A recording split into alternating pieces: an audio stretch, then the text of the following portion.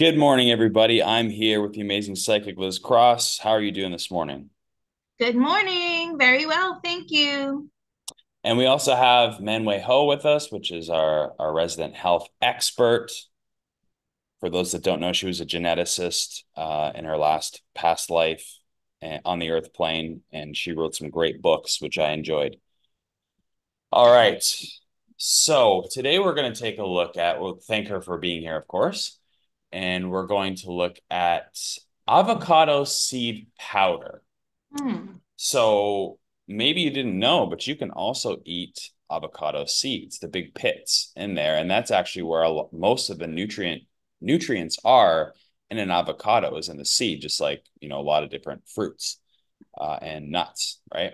So I've been taking some avocado seed powder over a week now, and I bought it because it was, it's something local, it's a food, it's a whole food.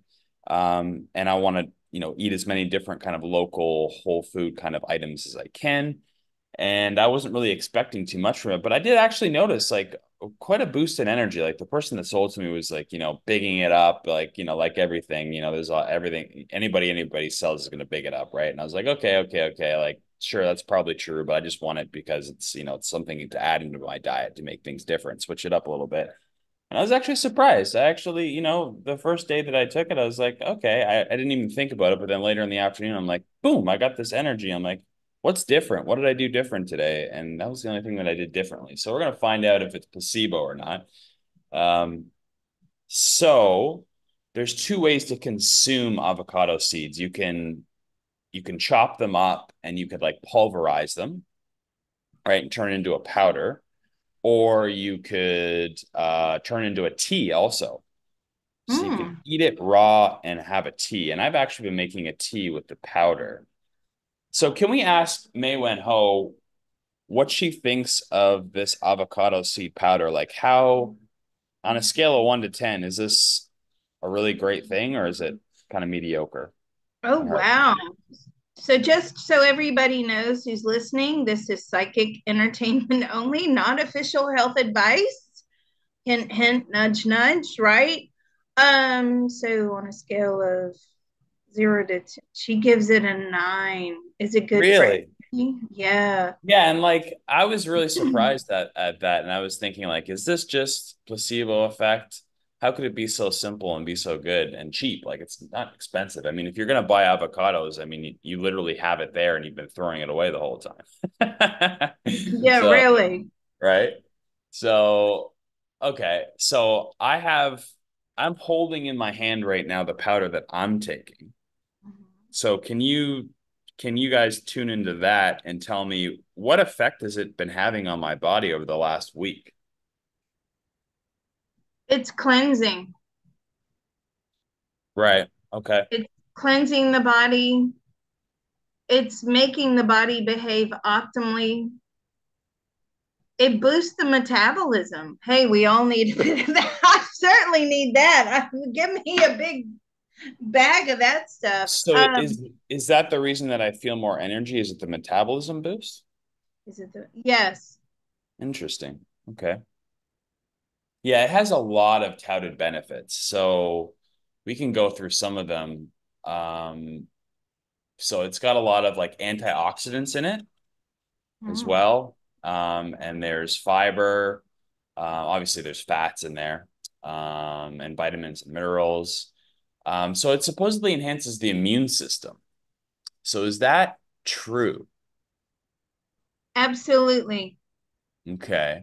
All right. Wow. I mean, mine's already like top notch, I would say, because I don't really get sick at all. But for others, that could be really helpful. Digestive health. So supposedly that it's, because of the fiber that's in there, that's going to feed healthy gut bacteria. What does she think about that? Is that a big benefit, the digestive part? It is. It is. It's full of fiber. It's very good for you. Now, just to add this, for those of you that are not Patreon subscribers, we did an in-depth sugar probe. In the papers this morning, they believe they found the reason that young people are getting bowel cancer. And what it is, it's a combination of sugar and lack of fiber in the bowel. It's creating, I can't remember the name of it. You'll have to look it up. It's creating something that really is like carcinogenic or an accelerant to cancer. Mm.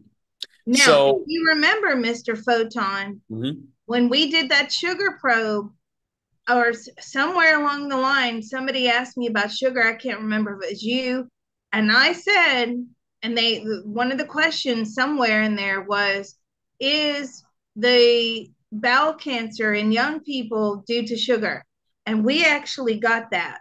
We did Wow. get, yes, Mhm. it was a sugar related illness. So, how could we apply this to the overconsumption of sugar? Sugar is like the most dangerous drug in the world. I mean, it's so awful and And I very also addictive. want to point out that we also differentiated that the sugar that's in fruit, right? Mm-hmm. It's combined with fiber, like naturally. So let's say, Yes. right? So what you're doing in the artificial foods is you're removing sugar from the fiber. So it's not digested the same way in the bowel. So actually, could we ask Man Wen Ho, is that the reason that the sugar is causing the bowel cancer because it does not have the fiber with it anymore? Is it the reason the sugar is causing the bowel cancer? Is because yes, 100% correct. Well done, Mr. Photon.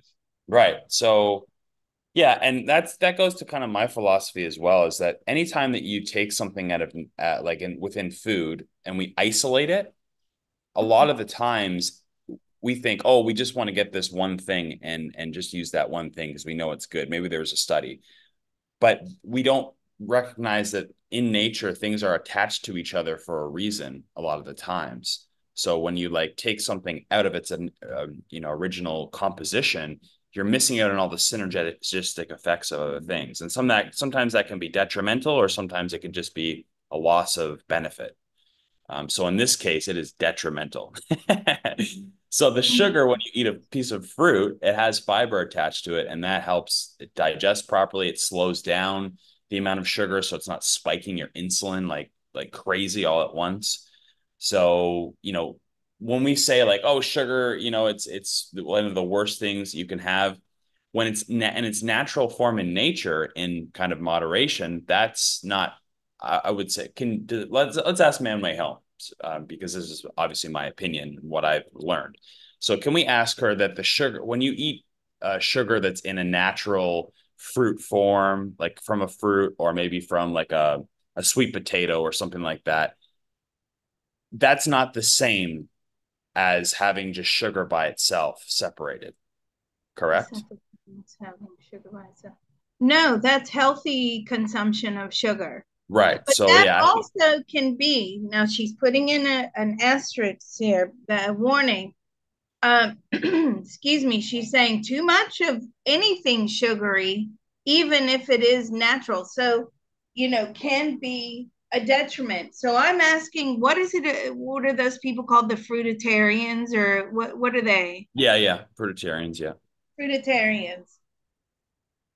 Is that good? No. She's saying no. That is not good. In the long run, if you're only consuming fruit, this is her personal thoughts, feelings, and opinions, your body loses the memory to digest other types of food.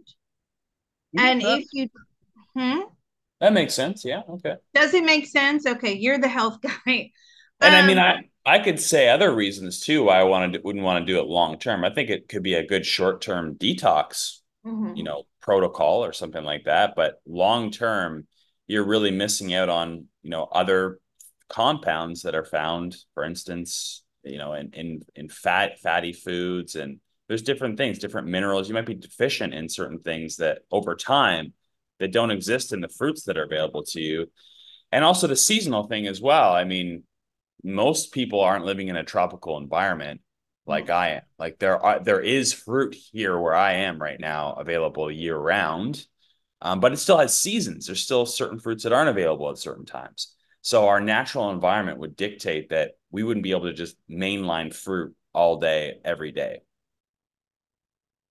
right? Mm. So that's nature has a natural kind of mechanism to make you eat varied foods based on the season, which we have got in previous probes. That's important. Eating seasonal is actually quite important.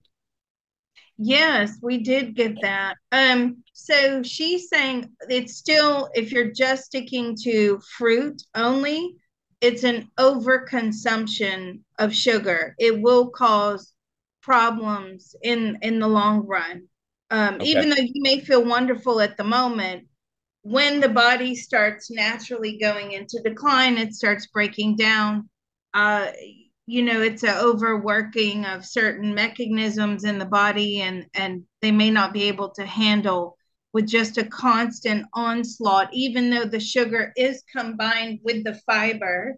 It's Mm-hmm. just the constant onslaught of sugar. And again, it loses the ability to remember how to digest other foods. And we're talking about people that are on this for years and years and years. Yeah. Like long term.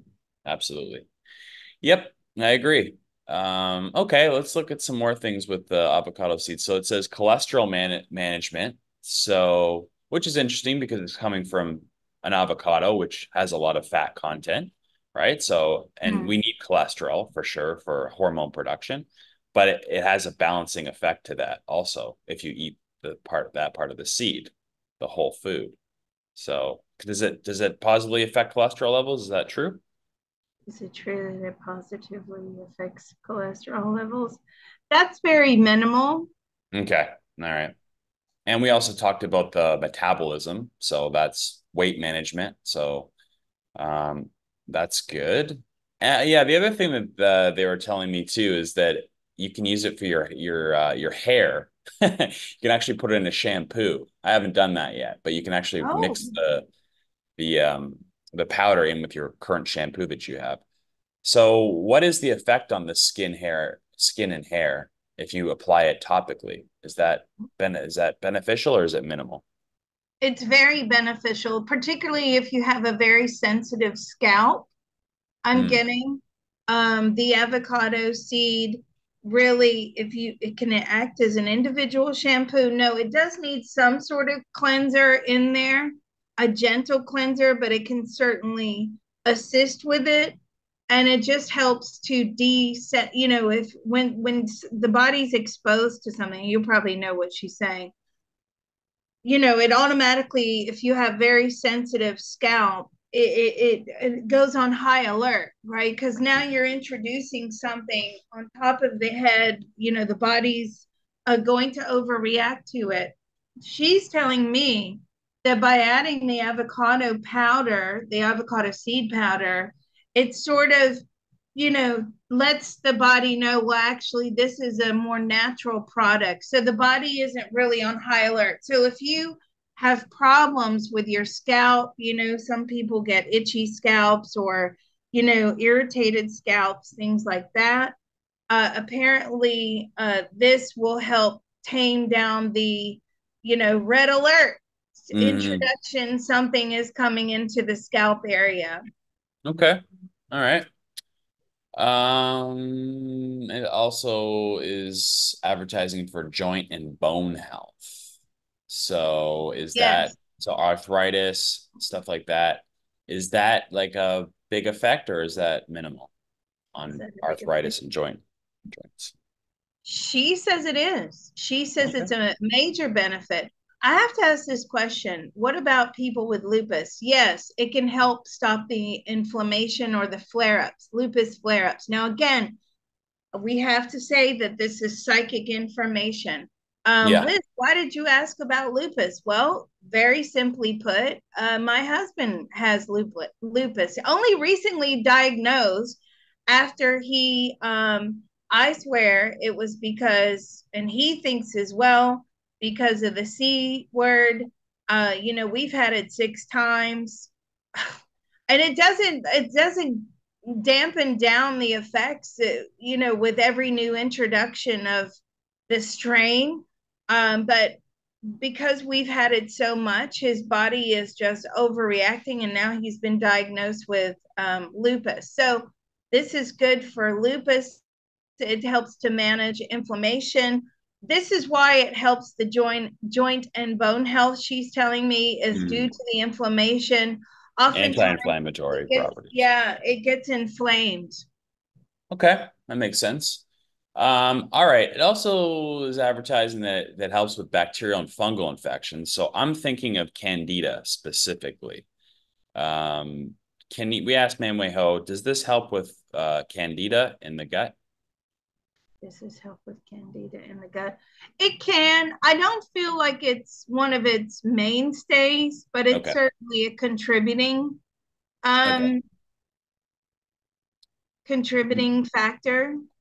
Now, one thing that it does have that people might be afraid of is that it does have, just like seeds from apples, it does have cyanide content in it. Oh dear. So it's a compound called amygdalin, which can release cyanide when ingested, but it's supposedly very small.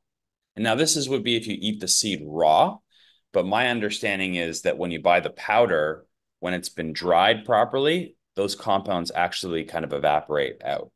So can we ask, first of all, for Manwei Ho, if you're eating the raw seed, like just a raw seed, would that is the cyanide content so small that your body is it's not a problem, or is that a problem? Is the cyanide content a problem? It can be a problem. It depends on how much you consume. And is that if you eat it raw? Yes. What about if you dry the seed out properly? Still, overconsumption of this can be a bad thing. So, what is the recommended dosage? Well, I don't know. Actually, I couldn't get a straight answer from anybody on that one. So that's definitely a question that I want to ask. I've been making the tea, and I've been putting in like I don't know, like a half a teaspoon to a teaspoon of the powder to make my tea. What is that? Can we ask Manwei Ho, is that too much for the powder in one serving in terms of the cyanide content, or is more better or less better? What is the recommended serving? 1 teaspoon. How many times a day? 2 to 3 times a day. Oh, okay. So that's a decent amount, right? Mm. Uh, I've just been doing like that once a day, and I've been feeling benefits now. I'm in pretty good shape, so I don't know how that's going to affect anybody else, but it was noticeable for me, which surprised me. Um, So okay, so then that's a good that would have been my next question she answered. So frequency per day. So you can do it 1 to 3 times. Is that optimal 3 times, or she say that's like the optimal thing to do? Two is optimal. It depends on your body. You know, each Right. individual is different. If you're the Sure. type of individual that's always on your feet, always moving, doing hard work, that can certainly help you. If you're sort of like me, you're sitting behind a desk, you would have to really build it up kind of slowly, she's telling me. Hmm. Um, it depends how fast your body is metabolizing it. Right. That's a good point. The other question that I would ask then is using it every day. Is this something we have to cycle on and off, or is this can this be part of our everyday routine? It could be everyday routine. Okay, so it's not going to be like sometimes you take stuff every day and then it loses its benefits. Oh, if you take it every day, will it lose its benefit over time? I mean, your body will get used to it. So then do we cycle off of it? No, she just says it's almost like it becomes a little addictive, in the fact that Hmm. you like having that amount of energy. And I feel like the energy boost is within about 1 to 2 hours. So if you have that afternoon slump, she says that's a good time to have it in tea or a smoothie. It really depends upon your lifestyle.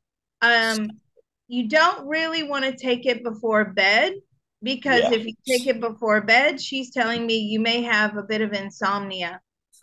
I haven't tried that yet because that's what as soon as I felt this energy boosting, I was like, oh, okay, I'm not taking this anywhere near my bedtime for sure. That was the question I was going to ask you. So, timing of day, what is the optimum timing of day? Or is there different benefits, different times of days? She says, going with most people that live conventional lifestyles. What I mean by that is, you wake up in the morning, you got your things to do, you have a particular bedtime. I'm not talking about night shift workers or late shift workers, but it's really, she says the afternoon is the most optimal time. Okay, so okay, afternoon. And Yeah, then it depends. Or what yeah. about before a workout? Yes, you could do it before a workout, but is it more beneficial before a workout or after a workout? So, again, depending upon what you do for a workout, if you get tired after your workout, then you could take it after your workout as a part of a recovery. Okay, so then my question would be because it does have anti-inflammatory effects, Mhm. would it be bad to take out after like um, resistance training, so using weights or heavy things? Would it be bad to take it? Would it ruin the work you've done with the resistance training? It could do. It could do. So when we're talking about working out, so resistance training is obviously very different to cardio. Right. But cardio, definitely you could take it afterwards. Resistance training, How you want long to would we take have to it wait? before. Like how long after resistance training would be so we could, How would long that be after? like 2 hours, 3 hours? She's saying a good 4 hours. Okay, good 4 hours. Okay, Because sounds good. resistance training, correct me if I'm wrong. Look, I'm speaking like I know this stuff. Listen, Liz, my exercises are swimming, riding a bike, and walking, right? I'm not getting on the treadmill doing running. I'm not going to run. I'm just not, I just know I'm not doing it. I don't enjoy it. I enjoy swimming, I enjoy riding a bike, and I enjoy walking. But the other stuff, no. So with resistance training, doesn't it do like small tears or how does that Right. work? Right. So you're hopefully making like micro tears in your muscle, and then your body it triggers a healing reaction where it actually sends inflammation to that part of the body, and it's part of the healing. It's a natural part of the healing process, inflammation. And so we don't want to take away that initial inflammation that you have after a hard workout because then it will be inefficient at, creating new muscle and healing. So we would want to avoid typically like things that are very anti-inflammatory directly after a workout. So Mm, that's why I asked that question. Um, okay. the Would that, last thing, let's ask her, would that stop the inflammation? Go, yes, it would. So that was a good question. Okay. So it would prevent the inflammation from building up to heal in those areas. It would eventually get there once the effects had worn off, but you don't, want to that's work against yourself. Not a good right. idea. Okay, so last thing that I want to touch on is the detoxification, abilities of this. So, what is there anything specific that it's really good at detoxing from the body? Like, I could give an example, like mercury, for instance. Metals, metals. It's a good detox for metals, Okay. which is great because I think from another one of our probes, I don't know, we do so many, right? We got that Alzheimer's brain memory problems were as a result of the buildup of metals in the system. Yeah, specifically aluminum, they're tracking it with. Hmm. So, is this good at removing aluminum from the body? Excellent at removing aluminium. Oh yeah, sorry. Yeah, I don't have the No, British. no, aluminum is the American Yeah. pronunciation. Aluminium is the British pronunciation. I like that too. It rolls off Yeah. the tongue quite nicely. But you know what? Now that I wonder if they're doing research studies in the Caribbean. The reason I ask that or I say that is because when I was living in the Caribbean many moons ago. I saw all the abandoned bauxite factories and bauxite mining. So, bauxite is the basis for aluminium production. Oh, yeah. So let's ask Mei Wen Ho while we have her here, if you don't mind. Is Mm, it the bauxite that is directly responsible? No, she's saying no. It's the compound. It's the whatever else they put in aluminium. It's the whole. It's the compound. So bauxite on its own. Because I was wondering if maybe they did a research study on the populations in the Caribbean that lived around these bauxite mining facilities, if maybe those people were more prone to Alzheimer's than mm, others. And she's telling me no. She said it's the combination of materials they put in aluminium. So I don't know what the combo is. okay, interesting. Okay, and then what about pesticides? Is it good at removing pesticides? No, that was a Okay. good question. Plastics, like microplastics in the body? Ooh, my yes, it's good at removing microplastics. Yes. Well, that's good. Okay, there's not a lot we can do for that, so this is a good. That's good for that. And then what does she think? Like, okay, so the like I said before, the main way would be to either like, cut up the seed and maybe like, eat it raw, or like making a tea out of it. Is there one that's more beneficial or more effective? What is more beneficial? Is it is the tea more? Yeah, the tea is more beneficial than And that's just what I've powder. found too. Like when I ate it, I was like, I don't really feel anything. But when I took the tea, that's when I really felt it. So, Oh, okay. All right. That's good to know. wow. This Is there is anything awesome. else? Is there anything else Um, to share? is there anything else to share? Just that she's telling me we're not endorsing any particular product. I know that we're on this website Oh, yeah, and yeah. I'm not, yeah, that's just a good point. Yeah. just to get the information, but we're not you have to do your own research. It's entirely up to you. Is there anything else that we need to know? Is it anti-aging? It's very anti-aging. Is it good for collagen reproduction? No. Is Okay. it good for sort of how's it good for anti-aging? It's just good for like the cleansing and the detoxing of the organs. Mm. That's important for anti-aging. What about Oh, I have to ask this. What about if you take on a fast responsibly and you incorporated the avocado seed powder into like a tea as part of your fast? What kind of fast? Make sure you differentiate what kind.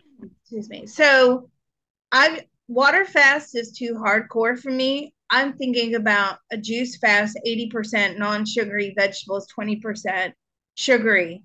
Okay. Because you never want to load your juices with sugar, especially when you're fasting, because what will happen is your body will go up and then it'll crash immediately. It's not good.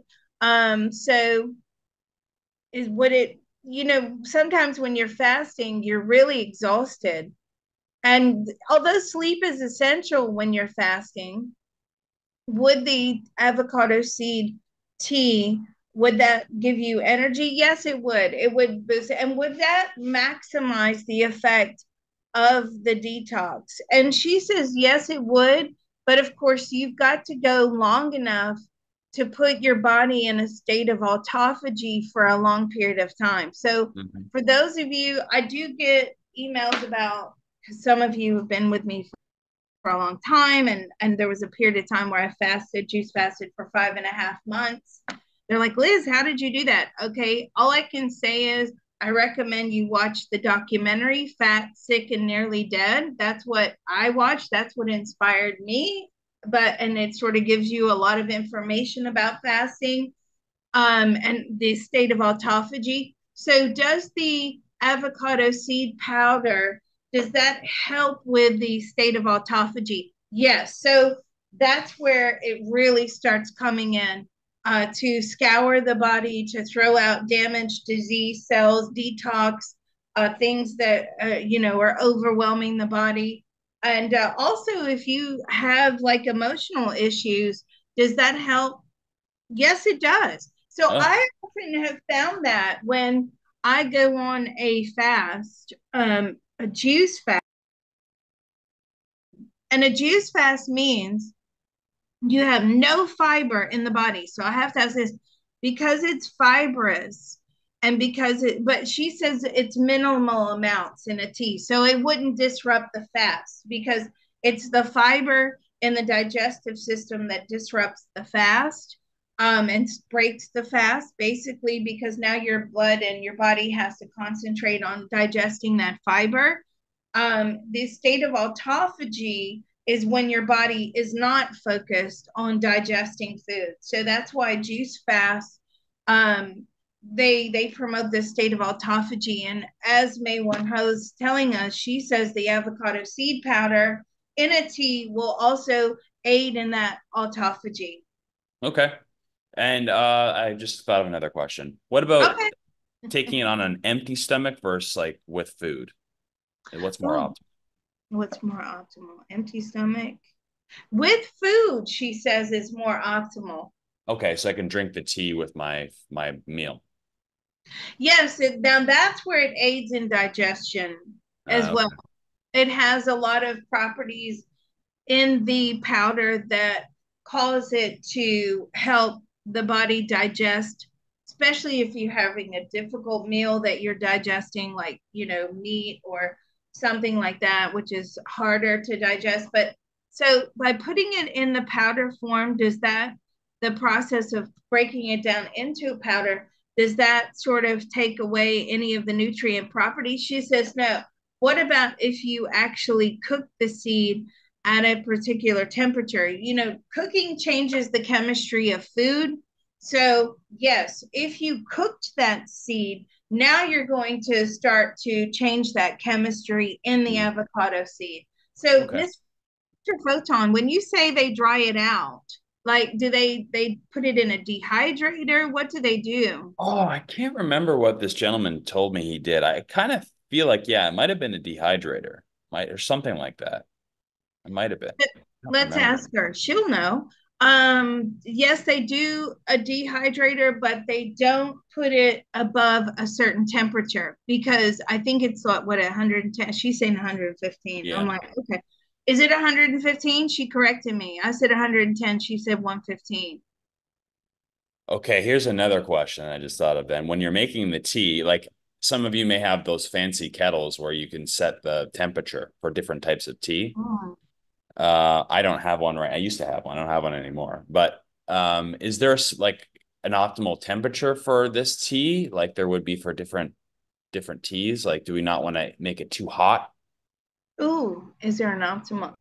Oh, so with the hot water, change the property of Like a bo so like that. you know how you can get it to like a rolling boil, right? And Mm, that would be like the hottest probably. And then you could like get the water to where it's just kind of like bubbling in the bottom of the kettle or the pot. You know what I mean? Have you seen that before? yes. Yeah. That's a good well, yeah, because that's part of the gripe that British people have about Americans is that they don't bloody boil the water to make a proper cup of tea. You have to have a rolling boil. For that type of tea though, but there's Yeah, other teas yeah. that you don't want to. Right, right. No, but for the English breakfast tea or Right. English tea, right? Hmm. You Yeah. have to have a rolling boil. And you also have to squeeze the tea bag, which I learned in my days in the police. Didn't you bloody squeeze that tea bag? This is the worst cup of tea I've ever had in my life. Um, it is what if we heat the water to no, she's saying that was a good question. She's saying no, you don't want it above 115. Oh, okay. I'm writing that down. All right. Might have to get a fancy kettle. Or you Okay. can heat the water on your pan. What Yeah, I can about do the it in little the bubbles? so if I just heat it to where it's just the little bubbles are forming, is that sufficient? That's optimal. Okay, cool. And how long should I steep it? That's a good question. So, is it in like a tea bag, or do you just throw No, the? no, it's just I just throw the powder in there. Oh shit! As long as possible. As long Okay. as possible. I So if I mean, left it like all day, would that be, or is it like an hour or What if you left it all day? About an hour. You Okay. want to make it as potent as possible. Okay. Sounds good.